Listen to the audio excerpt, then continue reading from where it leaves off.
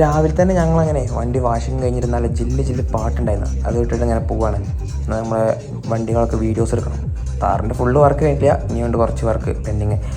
അപ്പോൾ ആദ്യം നമ്മളെ ക്രിസ്റ്റയുടെ വീഡിയോ എടുക്കുകയാണ്. സെറോൺ കഷ്ടപ്പെട്ട് ബൈക്കുമ്പോൾ തിരിഞ്ഞിരുന്നിട്ടാണ് വീഡിയോ എടുക്കുന്നത്. ഇങ്ങനെയാണ് ഓരോരോ നല്ല നല്ല വീഡിയോസ് പുറത്ത് ഇടുന്നത്.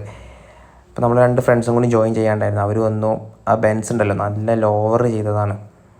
അപ്പം നമ്മളെ വണ്ടികളൊക്കെ ലൈനപ്പ് ചെയ്ത്, ഒരു താറുണ്ട്, ഒരു ഫോർച്യൂണറുണ്ട്, ഒരു ബെൻസ് ഉണ്ട്.